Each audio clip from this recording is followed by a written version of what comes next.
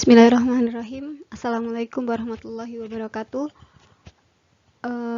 Sekarang masuk untuk bab yang kedua, besaran dan pengukuran. Ya. Jadi besaran itu sendiri dibagi menjadi, kalau secara penyusunnya dia punya dua besaran, besaran pokok dan juga besaran turunan. Kemudian kalau menurut arahnya dia punya dua, bisa besaran skalar sama besaran vektor. Kemudian besaran juga dia memiliki yang namanya satuan. Yang terakhir, besaran itu didapatkan dari mana? Dari pengukuran. Nah, nanti dari pengukuran itu nanti kita dapat yang namanya angka penting. Ya, yang pertama ya, besaran. Besaran itu apa? Besaran itu segala sesuatu yang dapat diukur dengan alat ukur. Memiliki satuan dan nilainya dapat dinyatakan dalam angka. Kalau penyusunnya tadi udah ya, besaran pokok dan besaran turunan. Lah, besaran pokok sendiri itu apa? Nah, ini kita mengulang pelajaran MTS ya. Besaran pokok itu apa? Besaran yang tidak dapat diturunkan dari besaran lain atau dan satuannya telah ditetapkan secara internasional. Nah, ini ya, ini kan sudah hafal ya. Jadi besaran pokok itu hanya ada 7 ini. Ada panjang, satuannya meter, massa, satuannya kilogram, waktu, satuannya second, kuat arus, satuannya ampere, suhu, satuannya Kelvin, intensitas cahaya, satuannya kandela, dan jumlah zat, satuannya mol. Nah, dengan lambangnya seperti itu dan dimensinya itu ya. Nah, mungkin kalau di MTS dulu belum ada dimensi ya. Jadi dimensi itu apa? Dimensi itu cara besaran tersebut disusun dari besaran-besaran pokok. Contohnya gini, kalau gaya. Nah, gaya itu nanti ya ada di bab berapa ya? Nah, nanti ada insya Allah di PPT berikutnya. Gaya itu apa? Massa kali percepatan. Gini.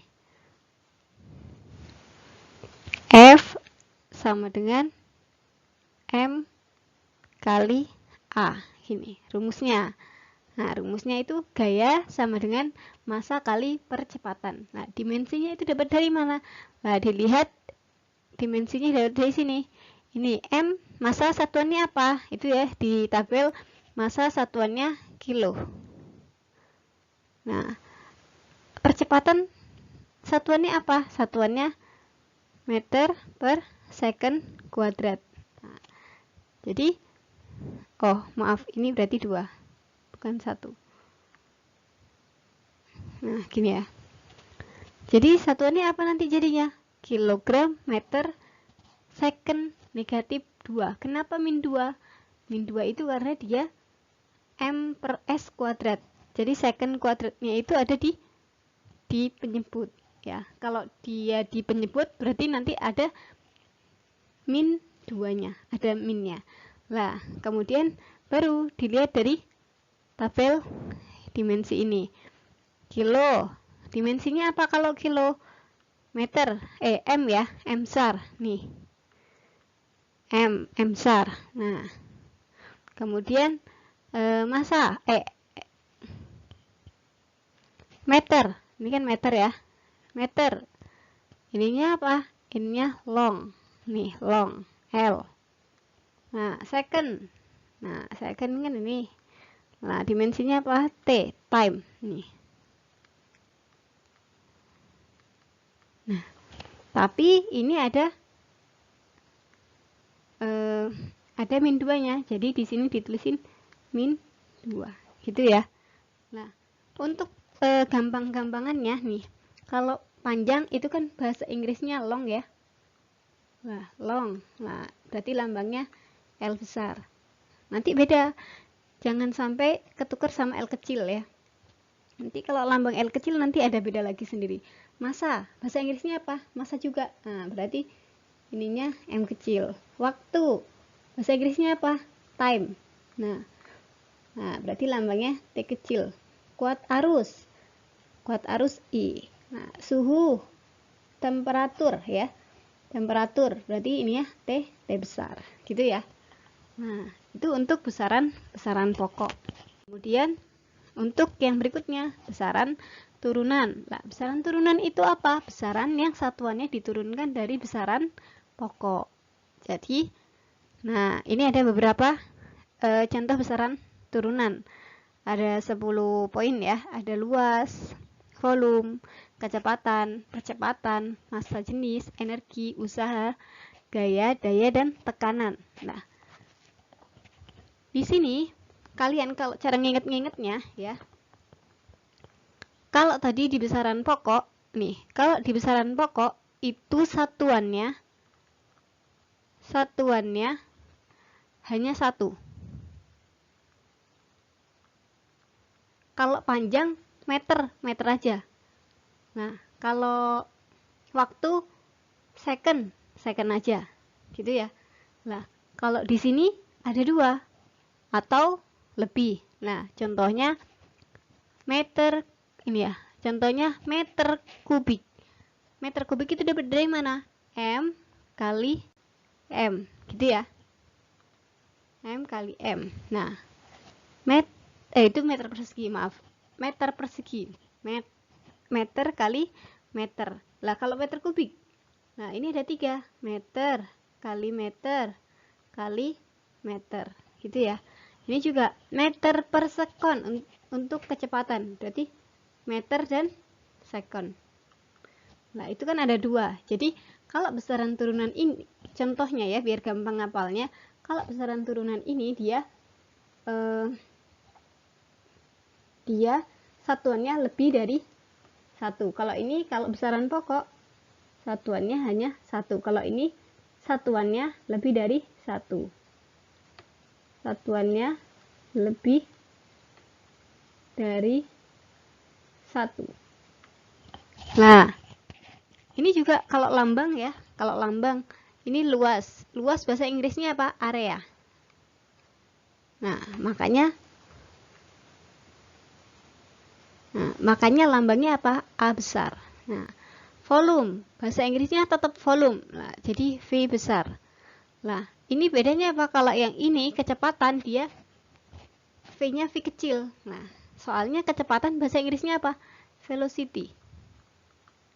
Velocity. Nih.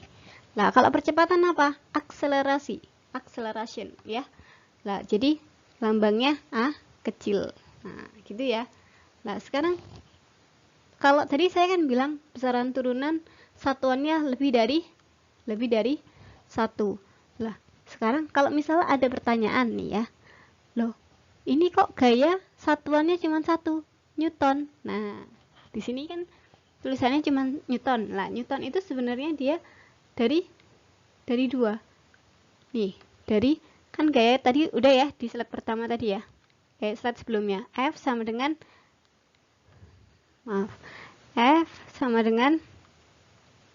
M kali A, gini ya. Nah, satuannya apa? Kilo kali meter per second kuadrat, gini ya. Nah, ini kan satuannya lebih dari 1. Cuman kilometer per second kuadrat itu dia namanya Newton, gitu ya. Paham ya? Jadi joule juga gitu. Ini joule itu bukan satuannya bukan cuma 1. Nah, energi misalnya ya di sini ya. Energi kita ambil aja energi potensial, M kali G kali H, gini ya. Energi potensial. Nah, M massa, satuannya kilo. Nah, G gravitasi, meter per second kuadrat. H height atau ketinggian, satuannya apa? Meter. Nah, sepanjang ini disingkat namanya joule. Nah, gitu ya. Paham? Jadi joule, Newton itu dia satuannya lebih dari 1, cuman disingkatnya jadi segitu aja. Nah, udah ya, paham untuk besaran turunan. Ya, untuk slide ini membahas tentang besaran. Jadi besaran itu menurut arahnya dia dibagi menjadi dua, besaran skalar dan juga besaran vektor. Nah, untuk besaran skalar itu dia hanya memiliki nilai saja. Nah, contohnya apa? Semua besaran pokok, luas, volume, massa jenis, usaha, daya, dan jarak. Nah, di sini saya ngambil contohnya luas aja ya. Nih, luas. Nah, kalau luas itu saya punya sebuah persegi dengan sisi-sisinya 2 meter kali 2 meter. Nah, kalau luas itu kan berarti kan 2 kali 2 gitu ya, sisi kali sisi. Berarti kan 4 meter persegi. Nah, bedanya kalau skalar, kalau vektor, dia besaran yang memiliki nilai dan juga arah. Contohnya, perpindahan, kecepatan, percepatan, gaya, momentum, impuls, momen gaya, dan lain-lain. Nah, ini contohnya gini. Nah, ini saya ambil gaya ya. Gaya. Nah, pada kasus ini saya punya sebuah kotak nih. Sebuah kotak ada di lantai. Nah, ketika saya kasih gaya, nih, saya dorong ya. Gaya itu bisa berbentuk tarikan atau dorongan. Kalau ketika ini kan pertamanya di sini nih. Nah, ketika saya kasih dorongan, nih, saya dorong, dia akan berpindah tempat. Nah, berhentilah di sini. Nah, dia bergerak ke kanan ya. Ke kanan.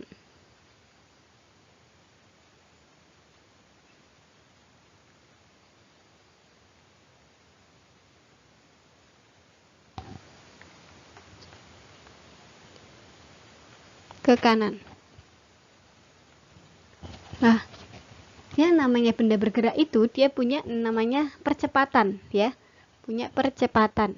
Nah, ketika dia bergerak ke kanan, dia punya percepatan 2 meter per second dengan arah ke kanan. Jadi dia punya dua, punya nilai, punya arah. Nilainya berapa? Ini nilainya. Nilainya 2 meter per second kuadrat. Nah, arahnya kemana? Arahnya ke kanan. Lah, beda ya. Jadi kalau skalar tadi dia cuma punya nilai. Luasnya berapa? 4 meter persegi. Dia nggak punya arah. Oke. Lah, besaran sendiri memiliki yang namanya satuan. Nah, jadi satuan itu ada dua macam. Ada satuan baku, satunya satuan tidak baku. Untuk yang baku itu dia dibagi menjadi dua. Ada MKS, ada CGS. MKS itu apa? MKS itu singkatan M, meter, K, kilogram, S-nya second. Ya. Nah, kemudian yang baku satunya namanya CGS. Ini juga satuan. Satuannya apa? Ini C, senti, G, gram, S, second. Nah, untuk yang tidak baku, jadi dahulu kala orang-orang itu menggunakan apa? Jadi kalau ngitung panjang ya pakai jengkal. Nih, dihitung. Oh, dari sini ke sini berapa jengkal ya? Nah, kemudian kalau cari apa? Berat, itu pakai alat takar beras. Tahu ya, kebayang ya yang alat takar beras itu yang kayak kaleng. Nanti kalengnya ukurannya beda-beda. Tapi biasanya sampai sekarang juga masih ada yang memakai ini ya. Kayak orang jual minyak curah, minyak curah sama beras kadang-kadang masih dipakai alat takar beras ini. Kemudian ada, kalau sekarang udah ada jam tangan ya, ada stopwatchnya. Lah kalau dulu orang pakainya jam matahari. Oh, dilihat, oh mataharinya, oh udah di tengah ini, wah udah waktunya sholat duhur gitu ya. Nah kalau sekarang kan udah tinggal lihat jam, oh jam 11.52, oh sudah waktunya azan gitu ya. Nah tapi di sini ada SI. Apa itu SI? SI itu standar internasional. Jadi standar internasional yang dipakai itu pakai yang MKS. Jadi satuan yang baku yang dipakai sama secara internasional itu kita pakainya yang MKS. Nah, ini contoh satuan-satuan dengan singkatan-singkatannya. Nah, mili, kalau mili kan singkatannya M ya. Nah, ini mikro. Ini bacanya mikro. Nah, nano singkatannya N. Pangkatnya berapa kalau mili? Pangkat min 3. Kalau mikro pangkat min 6. Bentar. Ya, kalau mili pangkat min 3, kalau mikro pangkat min 6. Nah, nano pangkat min 9. Kalau kalian punya SIM card tuh ya, yang di HP mikro misalnya, masih mikro. Nah, mikro berarti kecilnya ukurannya itu berapa? 10 pangkat min 6. Nah, kalau udah nano 10 pangkat min 9. Nanti ada angstrom nih, angstrom. Ada A gini ya. Ada bundarannya kecil di atas. Nah, itu namanya angstrom. Itu 10 pangkat min 10. Ada piko. Nah, terus habis itu ada kilo. Nah, kalau kilo 10 pangkat 3. Berarti 1000. Nah, gini ya. Nah, kalau mega nih. Biasanya mega, giga, ini ada di mana? Ada di kuota misalnya ya. Oh, kuotanya berapa? 1 giga. 1 giga berarti 10 1 kali 10 pangkat 9, 1 giga itu 9 itu berarti nolnya 9. 1 2 3 4 5 6 7 8 9. Nah gitu ya. Berarti berapa juta? Oh, 1 miliar ya. Nah, 1 M tuh, 1 M. Nah, paham ya? Ini untuk singkatan-singkatan di fisika. Nggak di fisika aja, di semuanya, dipakai di semuanya. Nah, contohnya gini, saya punya contoh soal ya. Ubah satuan berikut ke sistem satuan SI. Nah, diingat SI. SI berarti pakainya yang MKS, bukan yang CGS. Nah, ini kilometer per jam. Nah, kalau masih kilometer per jam, nah itu dia harus di-convert atau dipindah jadi meter per second. Nah, itu yang baku. Jadi kalau kilo itu belum baku.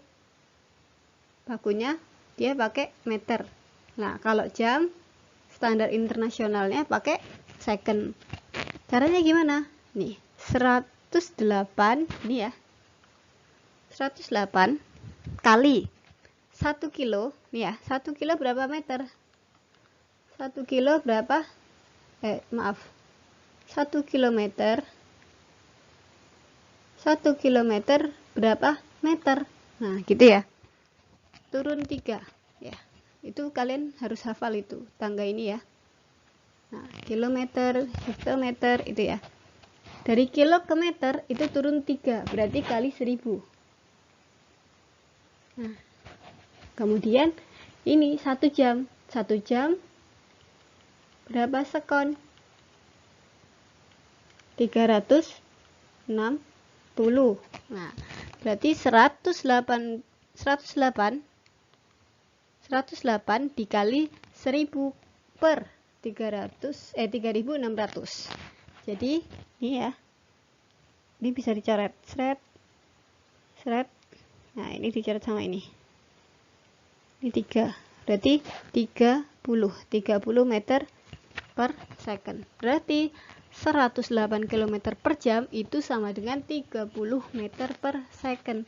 Ini dia sudah memakai standar internasional. Nah, kemudian yang B, gram per centimeter pangkat 3. Lah, gram itu kan dia belum ya, belum SI. Lah, gramnya SI itu apa? Kilogram.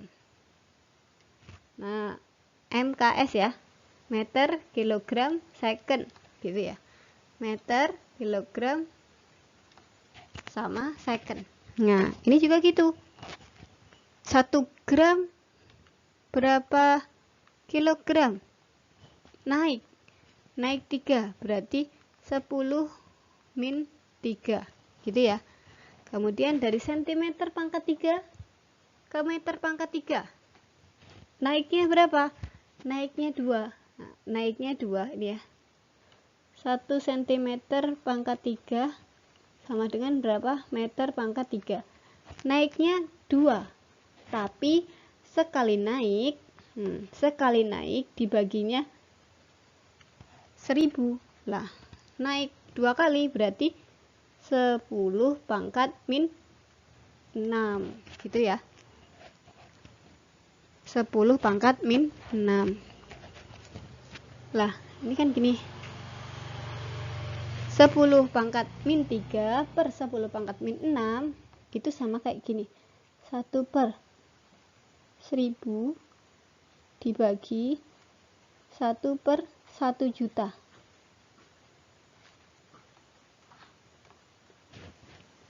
Nah, ini bisa gampang ya, jadi gini ya. 1 per 1000 kali 1 juta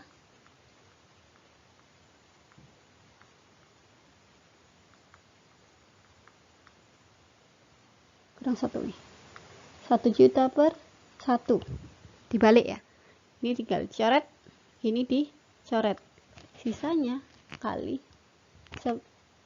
sisanya 1000. Jadi 10 pangkat min 3 dibagi 10 pangkat min 6 itu hasilnya 1000. 1000 kali 0,8 jadinya 800 kilo per meter pangkat 3. Nah, ini untuk latihan soal ya. Ini PR, tugas untuk kalian. Tugas nanti dikerjakan, dijabrikan ke saya. Nah, ini ya. Ini diubah ke satuan SI. Nah, untuk yang berikutnya, besaran. Nah, kalau dalam pengukuran itu nanti ada namanya angka penting. Angka penting itu terdiri dari 2, angka pasti dan angka taksiran. Nah, contohnya gini, kalau angka pasti itu apa? Angka yang terbaca pada alat ukur. Jadi kalau misalnya saya punya nanti ya untuk alat ukur ada di slide berikutnya nanti alat ukur. Nah, kalau angka taksiran itu angka yang diragukan, terletaknya paling akhir. Soalnya kadang-kadang itu kan nyelip ya kecil-kecil. Nah, jadi yang ini ya 1,435. Nah, berarti yang 5 ini merupakan angka taksiran, yang lain angka pasti. Ya, untuk angka penting di sini ada beberapa poin ya, poin yang harus diperkenalkan untuk angka penting sendiri. Yang pertama, aturan angka penting. Yang kedua, ada namanya notasi ilmiah. Yang ketiga, ada namanya aturan pembulatan. Yang keempat, penjumlahan dan pengurangan menurut angka penting. Kemudian yang terakhir, perkalian dan pembagian angka penting. Nah, yang pertama aturan angka penting. Yang pertama, ini ya, ini poin pertama. Semua angka yang bukan 0 merupakan angka penting. Jadi kalau misalnya 74, itu berarti ada 2 angka penting. Nih, 35,7 itu berarti ada 3 angka penting. Nah, poin yang kedua, angka 0 terletak antara angka bukan 0 merupakan angka penting. Contohnya gimana? 201. Nah, ini ada angka 0-nya nih di tengah-tengahnya. Tapi di samping-sampingnya ini angka bukan 0. Jadi 0-nya ini termasuk angka penting. Nah, 201 itu berarti ada 3 angka penting. 6004 3, ada 4 ya. 1, 2, 3, 4. Ada 4 angka penting. Nah, yang poin ketiga, angka 0 di sebelah kanan angka bukan 0 merupakan angka penting kecuali ada garis bawahnya. Jadi kalau ada garis bawahnya berarti dia bukan angka penting. Contohnya gimana? 176.000. Nah, ini ada berapa angka pentingnya?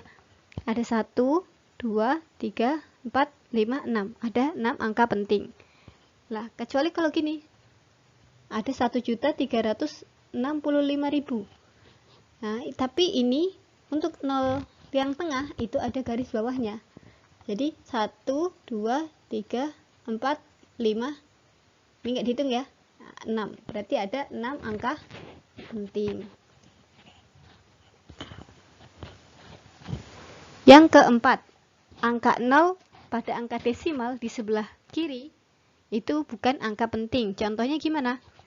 0,00075. Nah, berarti ini sampai sini, ini dia bukan angka penting. Berarti angka pentingnya ada berapa? Cuman angka 7 sama angka 5. Ada 2 angka penting. Contoh lagi. Nah, 0,00350. Ini 0 yang ini sampai sini. Nah, itu bukan angka penting, tapi yang ini tetap angka penting. Jadi ada berapa? 1, 2, 3. Ada 3 angka penting. Kecuali kalau ini ada garis bawahnya gini. Kalau ada garis bawahnya berarti dia tidak angka penting. Jadinya angka pentingnya cuma 3 sama 5 aja. Karena dia di situ nggak ada garis bawahnya, jadi dia termasuk angka penting. Nah, kemudian ini 2,03. Nah, ini angka penting bukan? 0 yang ini penting. Kenapa? Ini ada di sini, ada di poin kedua. Nih ya. Angka 0 terletak di antara angka bukan 0 merupakan angka penting. Jadi untuk 2,03 nih ya, 1, 2, 3 ini penting semua. Nah, ini poin kelima. Angka 0 terletak di belakang angka bukan 0 yang terakhir, tetapi terletak di depan tanda desimal merupakan angka penting. Contohnya gimana? Nih. 8,0500. Nah, ini kan ada di akhir. Nih. Ini kan ada di akhir nolnya. Nah, ini angka penting. Ya. Berarti ini 1, 2, 3, 4, 5. Ada 5 angka penting. Kemudian kalau nolnya tambah 1 lagi. Nah, berarti 6 angka penting. Nah, untuk yang notasi ilmiah, misalnya ini saya punya 3,000,000. Nah, dihitungnya gimana? Jadi ditulisnya gini, 3 kali 10 pangkat 11. Nah, ini nolnya ada berapa? 1, 2, 3, 4, 5, 6, 7, 8, 9, 10, 11. Ada 11. Jadi 3 kali 10 pangkat 11. Nah, kalau ini 0,00004. Nah, cara ngitungnya gimana? 4. Ini ya. 4 kali 10 pangkat min 10. Nah, 4 kan di sini nih. Nah, 1,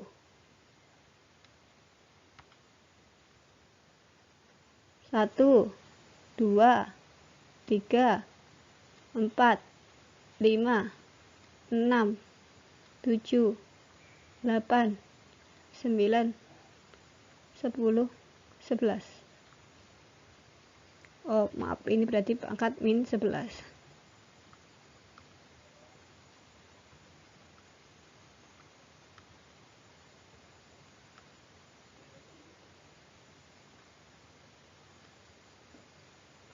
Gini, ya. Jadi nanti kalau misalnya saya punya gini, 0,075. Nah, berarti 7,5 kali 10 pangkat, ya. Kalau komanya saya taruh di sini, nah, loncatnya 1, 2, berarti 7,5 kali 10 pangkat min 2. Nah, gitu ya. Paham? Kalau 3000, nah, berarti ini berapa? 3 kali 10 pangkat 1, 2, 3 pangkat 3. Kalau desimal itu dia ada minus. Kalau desimal ada minusnya ya. Nah, kalau ya ribuan, puluhan itu dia nggak ada minusnya, langsung 3. Tadi ini berapa? Minus 2. Nah, ini ya. minus 2. Nah, sekarang aturan pembulatan. Dibulatkan ke atas jika angka terakhir lebih dari 5. Nih. 87,76. Nah, ini kan 6 ya. 6 kan di atas 5 ya. Berarti dia kalau disuruh membulatkan, dibulatkan ke atas 76. Jadi 80. Nah, berarti 87,8 gitu ya. Kemudian kalau contoh lain 2,527. Nah, ini 7 kan lebih dari 5. Berarti kalau disingkat berarti 2,530. Nah, ini 3 aja ditulisnya. Begini ya. Kemudian dibulatkan ke bawah jika angka terakhir kurang dari 5. Nah, ini 16,814. Nah, 4 kan di bawah 5. Jadi kalau mau dibulatkan bukan 16,82 tapi 16,81. Nah, jadi 810 ya, bukan 820. Nah, contohnya yang lain 2,523. Nah, itu jadinya apa? Jadinya 2,52. Karena 3 itu kurang dari 5. Yang berikutnya jika angka yang terakhir itu 5 dibulatkan ke atas jika ganjil. Contohnya gini. Ini kan 5 nih yang terakhir. Ini kan terakhirnya 5. Nih. Depannya berapa? 7. Oh, 7 ganjil ya. Kalau ganjil berarti dia dibulatkan ke atas. Berarti ini 75 jadi 80. Ini juga gitu. Belakangnya 5. Kalau mau dibulatkan depannya apa? Depannya 3. Ganjil juga. Oh, jadi 2,524. Gitu ya. Nah, untuk yang terakhir, jika angka yang terakhirnya itu 5, dibulatkan ke bawah jika depannya itu dia genap. Gini. Ini kan terakhirnya 5. Sebelumnya ada genap. Nah, ini kan genap 4. Nah, berarti dibulatkan ke bawah. Bukan ke 50. Bukan naik dari 45 ke 50, tapi ke 40. Gitu ya. Nah. Kemudian contohnya yang berikutnya 2,525. Itu kalau ini kan 5 terakhirnya sebelumnya genap. Nah, kalau genap ke bawah. Jadi bukan dari 25 naik ke 30, tapi dari 25 naik ke turun ke 20. Nih, 20. Ya. Kemudian penjumlahan dan pengurangan angka penting. Jadi hasil penjumlahan atau pengurangan dua angka penting atau lebih hanya boleh mengandung satu angka taksiran. Jadi ya, ini ada 1,2345 ini ya. Angka taksiran tadi apa? Angka yang terletak paling belakang. Kalau ini angka taksirannya 5. Kalau ini angka taksirannya 3. Jadi yang saya garis bawah itu angka taksiran ya. Nah, berarti kan ini tambah ya, ditambah 5, turun. 4 tambah 3, 7.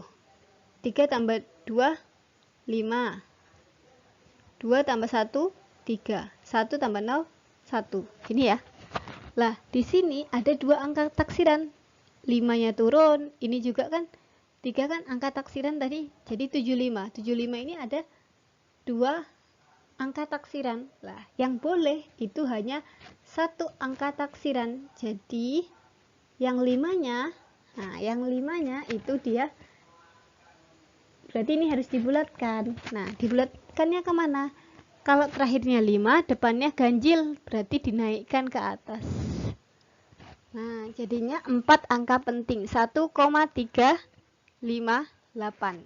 4 angka penting ya. Nah, contoh yang kedua. Ini contoh yang kedua. Kalau misalnya pengurangan. Kalau pengurangan. Ini angka taksiran. Ini angka taksiran. Nah, harus angka taksirannya satu aja. Nah, berarti ini kan 45. Kalau dibulatkan, kalau genap tadi turun ke bawah jadinya 40. 1,1140. Nah, berarti sampai sini aja. Ini ya, sampai sini aja. Berarti ada 4. 1 angka penting, 2, 3, 4 angka penting. Nih. Nah, untuk yang perkalian dan pembagian itu gini, hasil kali atau pembagian antara bilangan penting dengan bilangan eksak hanya boleh memiliki angka penting sebanyak angka penting bilangan pentingnya yang tersedikit. Pokoknya intinya AP-nya yang paling sedikit. Nah, gini ya. Contohnya gini. 2,50. Ini ada berapa angka penting? Ada 3 angka penting. Kemudian kali 2,5. Ada berapa angka penting? Ada 2 angka penting.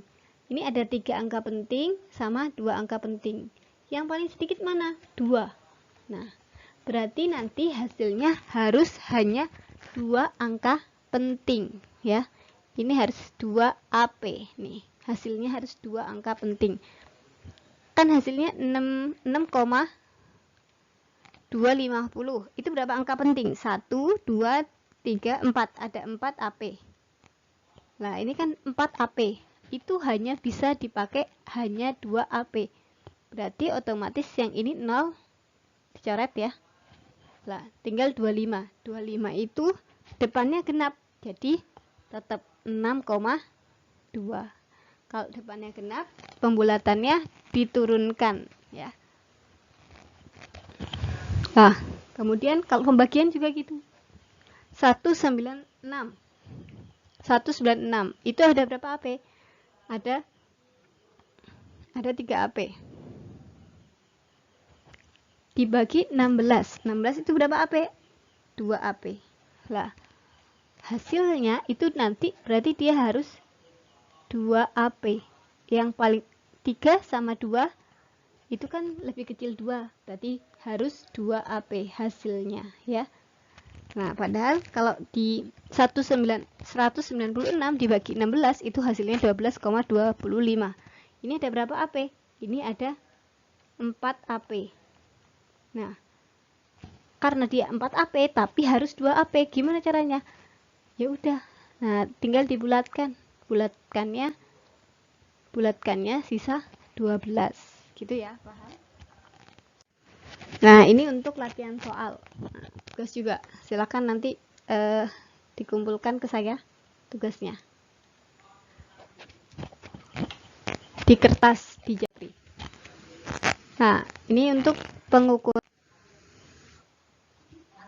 Ya, pengukuran itu dia mesti pakai namanya alat ukur ya. Nah, nanti ada macam-macam alat ukur. Ada alat ukur panjang, alat ukur waktu, alat ukur massa. Nah, tapi di sini ada tulisannya dan ketidakpastiannya. Gini ya. Nah, ketidakpastian itu didapatnya dari mana? Ketidakpastian itu didapatkan dari setengah kali nilai skala terkecil. Nah, gitu ya. Contohnya, kalau misalnya saya punya penggaris nih. Kalau penggaris itu kan nilai standar terkecil, skala terkecilnya atau NST ya. Nilai skala terkecil ya. Kecil, terkecil. Nah, paling kecilnya berapa? 0,1 cm. Itu yang ada di penggaris-penggaris ya. Nah, berarti ketidakpastiannya berapa? Ketidakpastiannya berarti setengah kali skala terkecil kali 0,1. Berarti 0,05 cm. Nih. Mistar, ketidakpastiannya 0,05 cm. Kemudian yang kedua, ini contohnya mikrometer skrup ya. Buat apa? Nah, jadi kalau mistar itu kalau kalian mau ngukur panjangnya panjangnya pulpen itu ya, pakainya mistar. Tapi kalau misalnya saya suruh mengukur tebalnya kertas, pakai mistar kira-kira bisa nggak? Nah, itu kan nggak bisa ya, tebalnya kertas. Nah, ini kita punya alat yang namanya mikrometer skrup. Nah, nih ketidakpastiannya 0,0005 cm. Kemudian ada namanya jangka sorong. Nah, Jangka sorong ini untuk mengukur apa? Kalau misalnya saya punya pipa. Nah, pipa ini diameternya berapa ya kira-kira ya? Nah, itu bisa pakai jangka sorong. Kalau tidak mau mengukur tebalnya buku tulis lah. Kalau tebalnya buku tulis mau pakai mistar itu juga nggak bisa. Kalau pakai mikrometer sekrup bisa, tapi dia dilihat dulu kalau bukunya tebal ya, kayak buku fisika, kimia gitu ya. Pakai jangka sorong itu biasanya lebih akurat. Kemudian yang berikutnya alat ukur massa dan ketidakpastiannya. Ini namanya neraca sama lengan. Nah, biasanya di pasar-pasar juga ada ya, nggak harus yang kayak gini ya. Nah, ini buat yang ibu-ibu bikin kue-kue. Nah, namanya timbangan. Ada timbangan biasa, ada timbangan digital. Nah, ketidakpastiannya 1 ons. Kemudian ini namanya neraca Ohaus. Ketidakpastiannya 0,01 gram. Biasanya ini ada di orang yang jualan-jualan emas gitu ya. Nah, kemudian alat ukur waktu. Nah, kalau ini udah tahu semuanya lah ya. Dan ketidakpastiannya. Ini stopwatch. Nah, stopwatch analog. Nah, kalau di jam tangan kalian itu, kalau yang ada digitalnya berarti stopwatch digital. Nah, ini stopwatch yang analog. Ketidakpastiannya 0,1 second. Nah, ketidakpastian pada pengukuran itu didapatkan dari mana saja? Keteledoran. Nah, ya, kekeliruan dalam melakukan pembacaan skala, salah membaca skalanya ya. Yang kedua, bisa kesalahan acak. Kesalahan acak itu kondisi-kondisi pengukuran. Jadi nanti misalnya ukurnya berkali-kali gitu ya. Nah, tapi beda-beda hasilnya. Ada kesalahan sistematis. Nah, ada kesalahan kalibrasi. Kalibrasi itu apa? Jadi kalau timbangan digital nih ya, kalibrasi ya. Itu kalau timbangan digital itu nanti ada kalibrasinya. Jadi sebelum ditimbang yang lain, dia harus dinolkan dulu, gampangnya ya. Harus dinolkan dulu, namanya itu kalibrasi. Takutnya nanti ada yang belum ditimbang, sebelum ditimbang kok bukan 0,5 misalnya, langsung dimasukkan benda yang mau ditimbang. Lah itu nanti dia masuknya ke kesalahan kalibrasi. Kemudian kesalahan titik 0 nih, yang B ini ya, kesalahan titik 0. Nah, titik 0 ini dapat dari mana? Kalau misalnya timbangan berat badan ya, yang bukan yang digital, yang lama itu, yang analog. Nah, yang analog itu kalau misalnya kita naik tapi ternyata awalnya itu bukan di titik 0. Nah, itu juga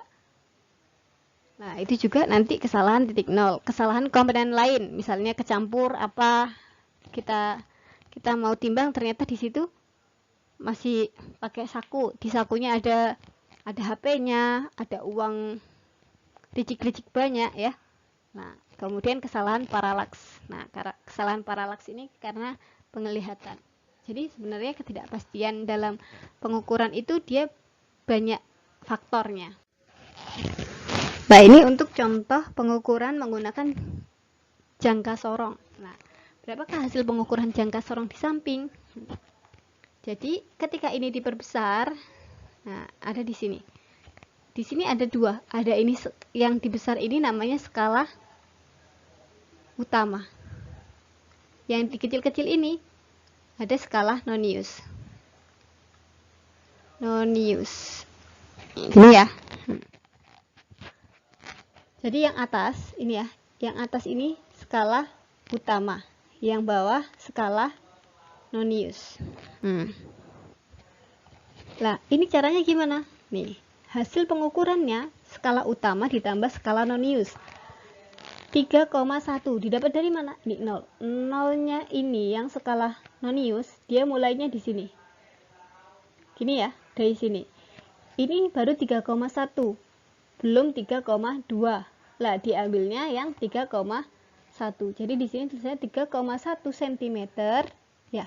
Ditambah 8-nya ini dapat dari mana? Nah, 8-nya itu didapat dari ini mana yang segaris, yang antara skala nonius dan skala utama yang segaris lurus. Nah, kita lihat ini miring ya. Nah, nggak sejajar, ini juga miring. Dari awal ya, dari sini juga miring, ini miring juga, ini miring juga, ini miring juga. Yang sejajar mana? Yang ini. Nah, ini kan 5, 6, 7, 8. Nah, berarti ini 8 kali 0,01 cm. Nah, jadi 3,1 ditambah cm ya, ditambah 0,08 cm. Nah, jadinya 3,18 cm. Ini hasil pengukuran dari yang tergambar di jangka sorong ini. Kemudian, oh iya, satu lagi. Jadi kalau di dalam fisika yang namanya satuan itu ya, satuan itu sangat penting. Jangan sampai nggak ditulis ya.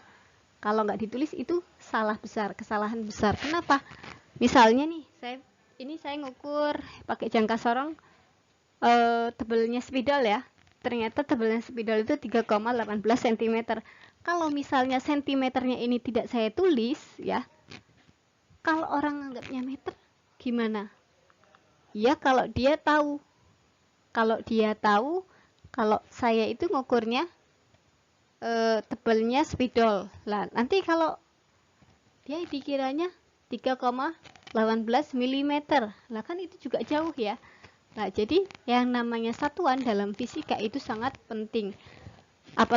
Jadi kalau pelajaran saya satuan tidak ditulis, saya salahkan. Oke.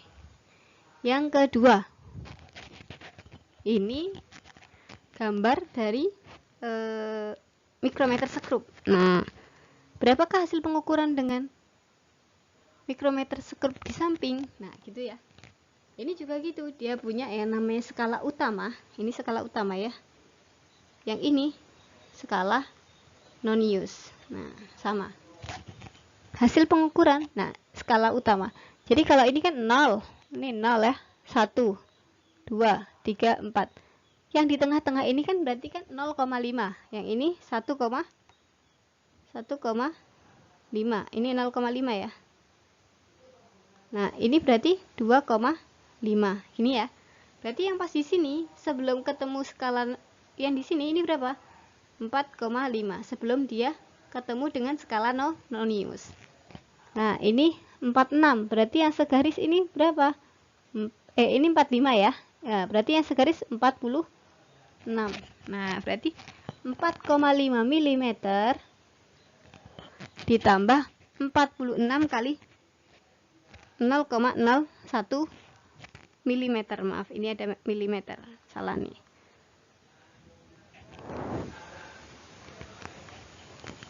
Maaf. Nih, gini ya. Nah, jadinya 4,5 mm ditambah 0,46. Jadi hasilnya berapa? 4,96. Nah, kemudian ini ada lagi satu lagi namanya neraca Ohaus. Ohaus nih kayaknya. Nah, ya, neraca Ohaus. Nah, berapakah hasil pengukuran neraca Ohaus di samping? Nah, caranya gimana? Nah, caranya di sini ada 3 lengan. Nah, ada ratusan. Nih ya, ratusan, puluhan sama satuan. Nah, kita lihat hasil pengukurannya gimana. Posisi lengan pertama nih, lengan pertama itu berarti yang ratusan ada di 400 gram nih ya. Yang kedua ada di 30 gram. Kemudian yang satuan ada di 7 gram. Berarti 437 gram. Ini juga harus satuannya harus gram. Hati-hati, satuan harus ditulis. Kalau misalnya nggak ditulis, siapa tahu ini maksudnya kilogram juga. Oke. Kemudian ini ada latihan soal. Nah, ini tugas juga. Tugas. Ada tugas ya. Jadi berapakah hasil pengukuran jangka sorong di samping? Nah, kelihatan jelas ya. Sama mikrometer sekrup. Yang nomor 6 jangka sorong, yang nomor 7 mikrometer sekrup. Nah, kemudian Yang nomor 8, neraca haus. Nah, ini juga PR. Jadi PR total ada 8 nomor. Silakan dikerjakan di kertas, di japri ya ke saya. Untuk rangkuman silakan dirangkum sendiri di kertas. Saya nanti memeriksanya ketika akhir semester ya. Nah, jadi ini ada 8 soal untuk yang ini ya. 8 soal dikerjakan di kertas, dijapikan ke saya. Untuk masalah rangkuman, silakan dirangkum di buku tulis masing-masing. Nanti saya periksanya kalau udah mau semesteran ya. UAS ya.